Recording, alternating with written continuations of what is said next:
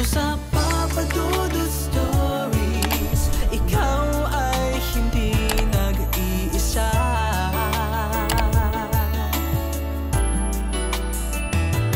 Dito sa Papa Dudut Stories, may nagmamahal sa'yo. Papa Dudut Stories, Papa Dudut Stories. Dear Papa Dudut, sa lahat po ng mga nakatutok ngayon, huwag pong kalimutan mag-like, mag-share at mag-subscribe. Maraming salamat po sa inyong lahat.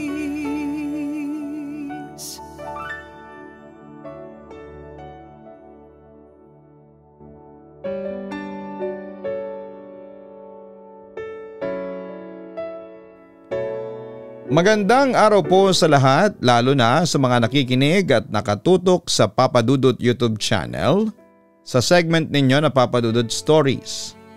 At syempre sa inyo din po Papa Dudut at sa mga staff mo. Ako si Parisa Kahayon, 35 years old na sa ngayon at kasalukuyang nakatira ngayon sa Ambolong sa munisipalidad ng Aroroy sa probinsya ng Masbate. Hindi ko alam kung nakakarating ang programa mo sa radyo dito sa Masbate, since naging bibihira talaga ang signal ng radyo sa lugar namin. Pero nalaman ko ang tungkol sa inyong YouTube channel sa isang kaibigan ko noong 2020. Isa sa mga unang napakinggan ko noon ay yung kwento ni Carol na may pinamagatang hindi kita susukuan. Pero yung nakarelate ako ay yung mahal ko o mahal ako, na kwento naman ni Lindsay. Anyway, sumulat ako sa inyo hindi para mag-share ng aking love story, kundi para magbahagi sa inyo ng aking karanasan na masasabi kong nakakatakot dahil puno ito ng hiwaga at kababalaghan. Samantala, laking Batangas po ako dahil nagtatrabaho doon ang aking mga magulang ng ilang taon bago sila nagpasya na bumalik at manirahan dito sa Aroroy kasama ako. At kahit na bata pa lamang ako ay hindi na bago sa akin ang mga kwentong katatakutan. Lampas sa kalahati ng angkan namin sa father's side ay may third eye. Madami kasi akong naririnig na kwentong katatakutan sa kanila. Pero hindi ako naniniwala noon sa kanila hanggat hindi ko na-experience. Buti na lamang at pinanganak akong sarado ang third eye ko. Yun ang akala ko noon. Sa kabilang banda ay wala akong kamalay-malay na isang gabi ay makakaranas ako ng isang nakakakilabot na pangyayari. Grade 4 ako noon Papa Dudut, nasa ibang bansa ang daddy ko. Kaya magkatabi kami ng mami ko sa room nila. May kapatid na rin po ako noon, si Parnel, na 4 years old lamang ng mga panahong yon. Papa Dudut, nagising ako ng madaling araw. Past 3 AM yon, I think. Ihing-ihi na kasi ako, so tumakbo ako sa CR sa labas ng room namin. Yung CR ay nasa gitna ng 2 room sa bahay na bakante. Since magkakasama kaming 3 sa isang room. Pagpasok ko sa CR ay binuksan ko yung ilaw namin na malapit ng mapundi. Dahil dim na yung kulay niya. Since bata pa at ihing-ihi na ako ay hindi na ako nag-abalang umupo. Habang naiihi ako ay nakatingin ako sa labas ng pintuan tapos ay maya-maya pa ay bigla akong kinilabutan kasi lumamig. Sobrang kakaiba yung pakiramdam ko. Lalo na noong may lalaking nakaputi na lumabas sa kabilang kwarto. Kitang-kita ko yung pagdaan niya sa harapan ko. I was shocked. Kaya natulala ako kaya napagmasdan ko yung buong imahe ng lalaki. Nakasuot siya ng barong at puting pantalon. Alam kong lalaki siya pero kapansin-pansin ang mahaba at maputi niyang buhok na aabot yata hanggang baywang. Pero nakatali ito. Pointed din ang kanyang tenga na kakaiba sa mga tao. pero hindi ko makita yung mukha niya. Mas lalo akong natakot kasi nung pumasok na siya sa kabilang room namin ay napansin kong nakalutang pala ang mga paa niya sa sahig. After nung incident na yon ay ikinuwento ko yon sa aking ina pagsikat ng araw. Nung una ay pinagkibit balikat lamang niya yon, pero makalipas ang 2 araw ay nakipagkwentuhan si mama noon sa kanyang kumare na kapitbahay lang namin. Kasama niya ako noon at kahit nahawa ko ang cellphone ko dahil may ka-text ako ay pinakinggan ko ang kanilang usapan. At nagulat kaming dalawa sa ikinuwento sa amin ang kumare ni mama. Alam mo ba, Ophelia? Noong isang gabi may nakita ako na lalaking may mahaba at puting buhok na pumasok sa bahay ninyo. Nung una akala ko bisita ninyo kasi ilang oras nakatayo sa harapan ng pinto ninyo. Kaso kinilabutan ako nung pumasok ito at tumago sa pintuan ninyo. Kwento pa nito. Talaga Mare? Hindi makapaniwala na wika ni mama. Nung ikinuwento ko ito sa asawa ko, ang sabi niya baka tamawo daw ang nakita ko. Dagdag pa nito. Tamawo? Ngayon ko lang narinig yun. Puna ni mama. Sabi ng asawa ko, para daw yung mga engkanto pero mapuputi ang kanilang buhok. Pero katulad ng mga normal na engkanto ay maganda at gwapo din ang mga itsura nila. Kwento pa nito sa nanay ko. Pero kinilabutan ako sa huling sinabi ng kumare namin sa amin. Mag-ingat kayo Ophelia ha. Kasi sabi ng asawa ko, kapag may pumasok daw na tamawo sa loob ng bahay ninyo, ibig sabihin ay meron siyang nagustuhan at gusto niyang punlaan. Aniya. Nung una ay hindi ko pa gets kung ano ang ibig sabihin ng punlaan. Pero si mama ay nakita kong nagulat at nanlaki ang mga mata sa takot pagkarinig ng sinabi ng kumare niya. Natakot daw siya na baka siya ang gustong punlaan ng tamawo o kung anumang nilalang yung nakita ko sa bahay namin.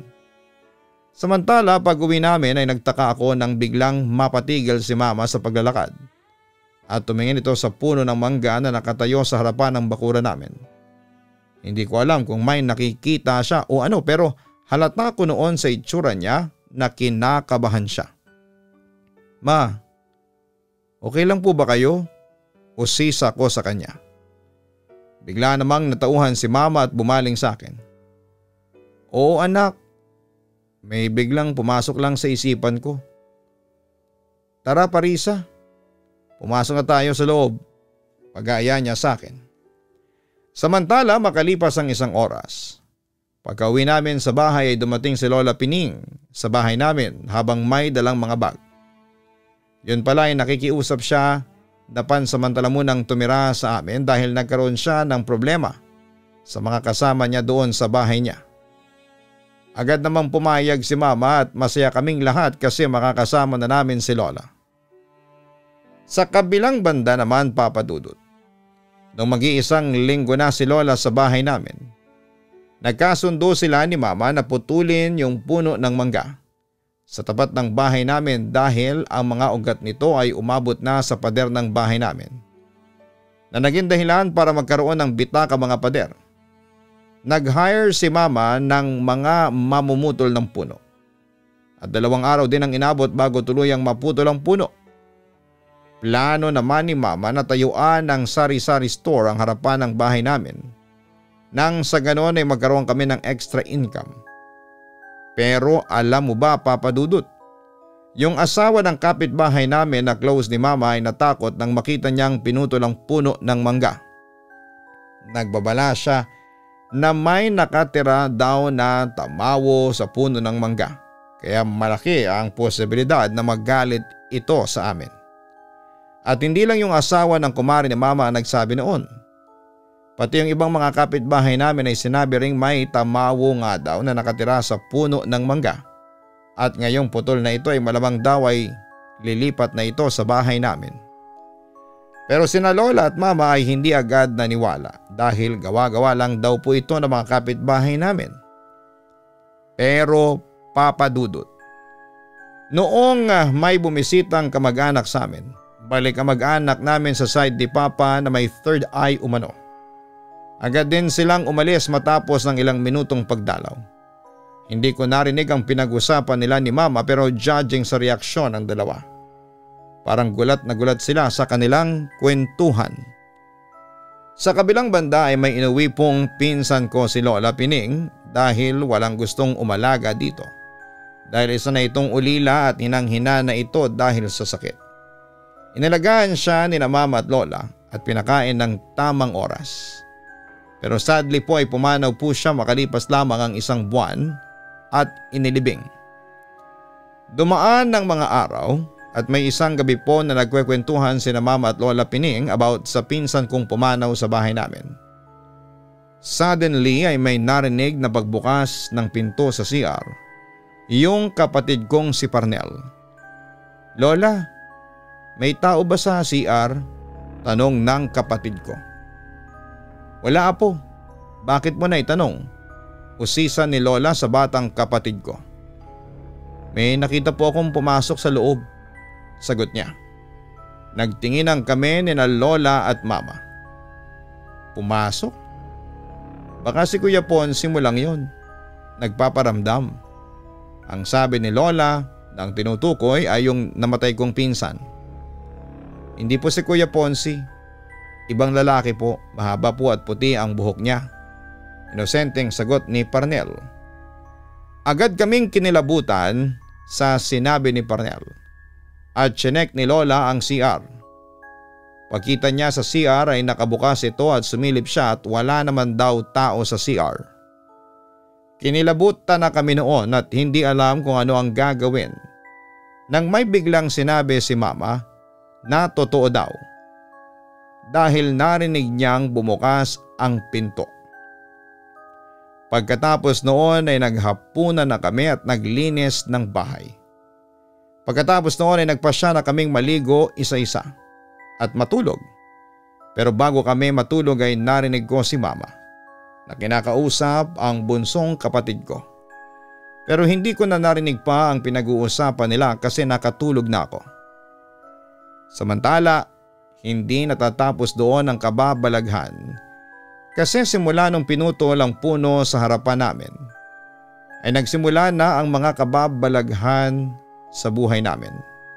Anyway, kahit pala naputol na yung puno ay hindi natuloy ang balak ni Mama na magtayo ng sari-sari store sa tapat ng bahay namin dahil sa kulang pa siya sa budget.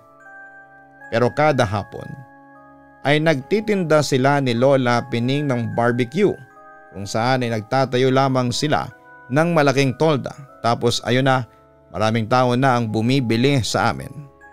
At dahil palagi silang nasa labas noon, kaming dalawa lamang ni Parnel ang naiiwan sa bahay. By the way pala, yung bahay pala namin ay located sa dead end ng kanto ng barangay namin. Yung dead end na yon, doon nakalocate yung school na pinapasukan namin. So basically makikita mo doon yung malaking gate at maliit na katabi ng guardhouse. Then yung katapat ng bahay namin sa likod ay patay na ilog na ang ibig sabihin kapag mainit walang tubig, kapag maulan ay saka lang nagkakatubig.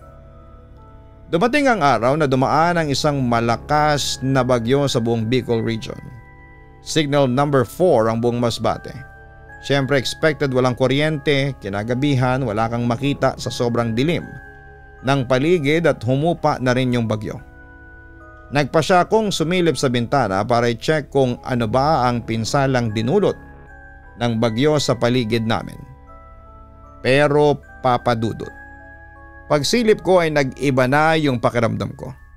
Pero ang pinagtataka ko, may puting ilaw na parabang gumagalaw papunta sa bahay namin. So tumingin lamang ako sa bintana kung may mga bata bang naglalaro ng flashlight.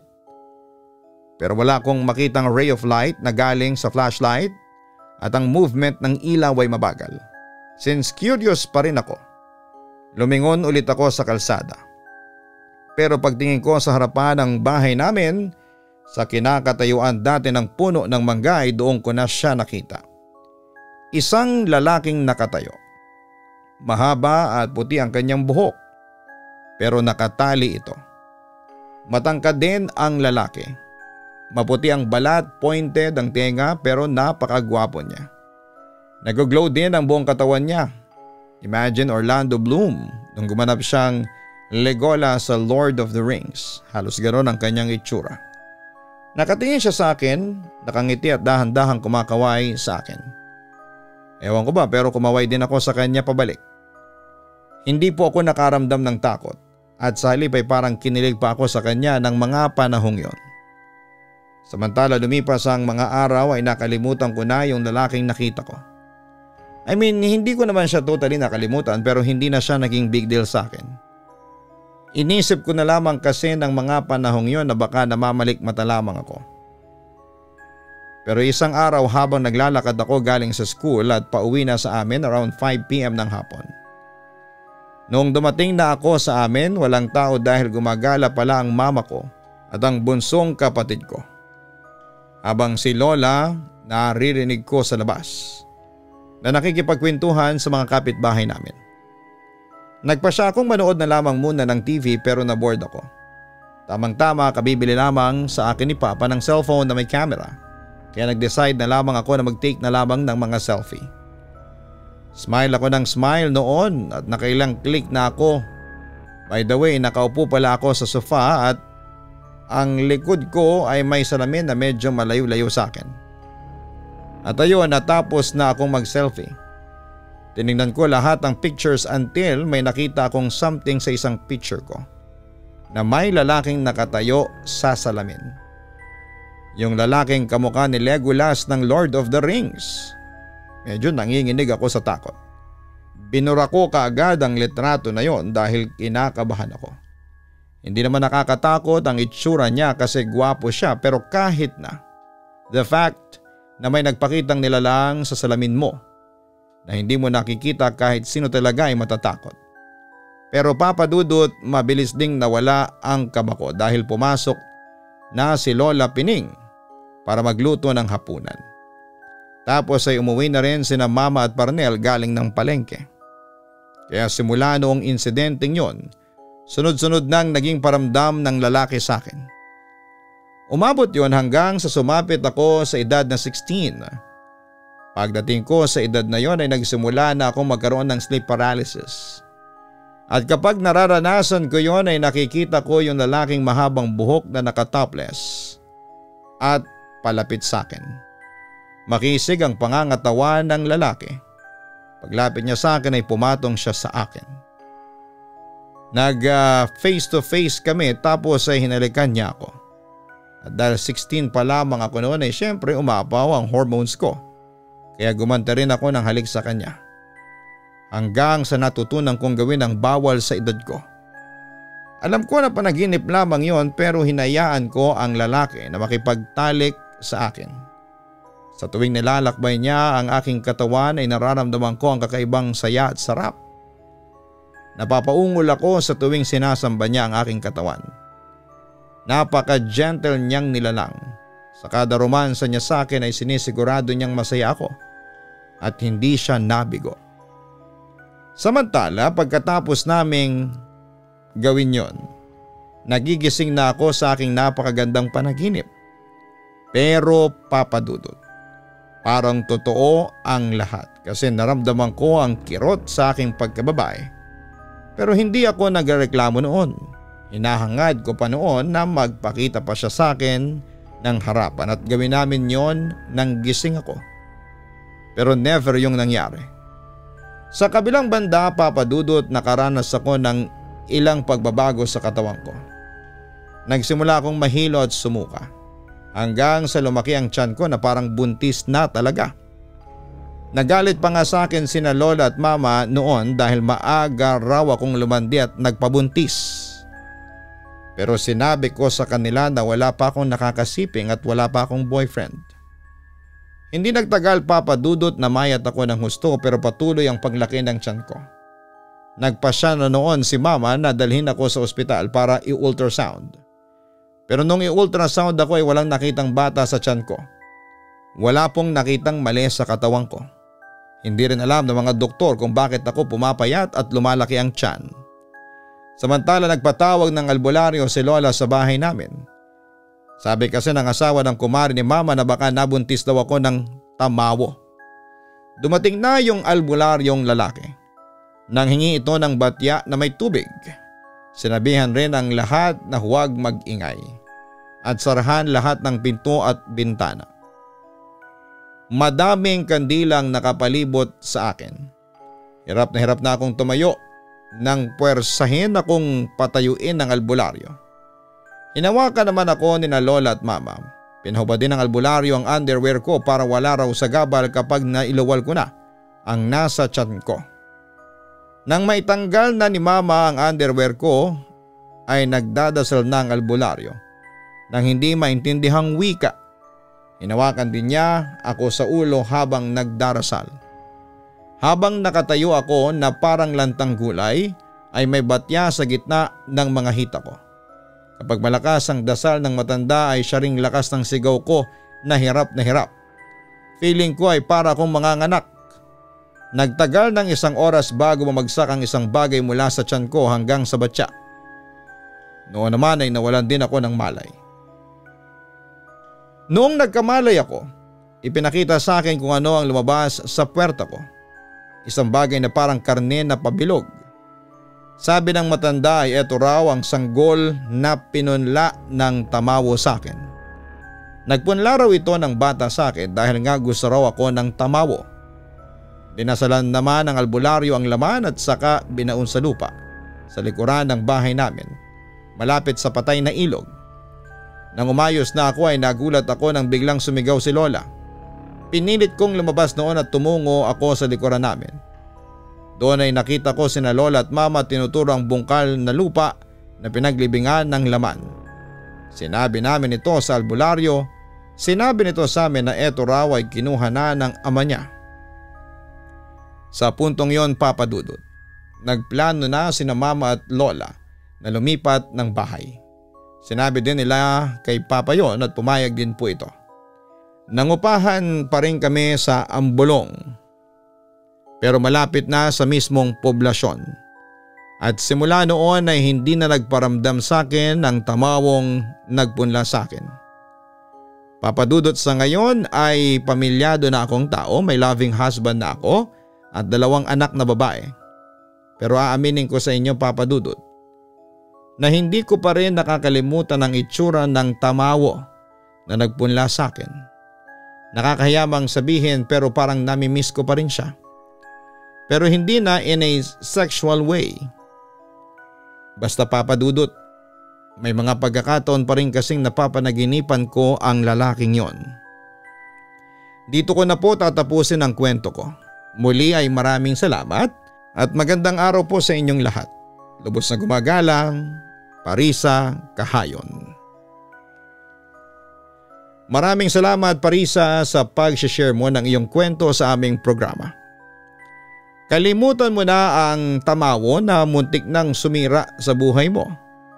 At sa halip ay i-focus mo na lamang sa pamilya mo, lalo na sa iyong asawa at iyong mga anak ang iyong atensyon. Tandaan mo na nilikha ka ng Diyos para magmahal ng tao, hindi ng isang tamawo. At sa kwento mo ay mukhang ang layunin lang ng tamawo sa iyo ay para magkaroon lamang siya ng anak. Sa kabilang banda, para makalimutan mo ang pangungulila sa tamawong yon, magdasal ka sa Panginoon. Magbalik loob ka sa Kanya. Baka kasi kulang ka sa pananampalataya kaya ganoon na lamang ang iyong pag-iisip ngayon. Huling payo ko sa iyo ay mahalin mo ang iyong asawa at mag-focus ka sa iyong mga anak, sa inyong binubuong pamilya. Manood ng Kaistorya YouTube channel. Hanapin din po ang Papa Dudut Family YouTube channel. Maraming salamat po.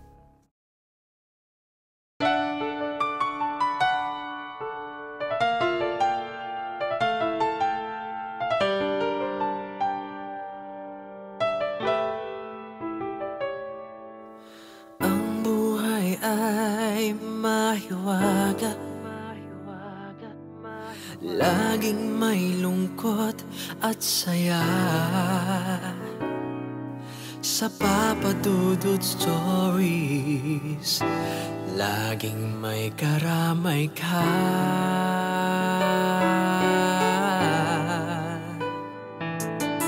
Mga problemang kay bigat, dito ay pakikinggan ka. Sa Papa Dudut Stories, kami ay iyong kasama. Dito sa Papa Dudut Stories, ikaw ay hindi nag-iisa.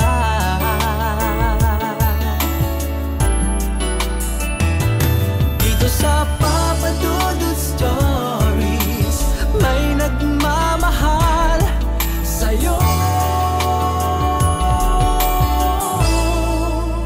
Papa Dudut Stories, Papa Dudut Stories, Papa Dudut Stories.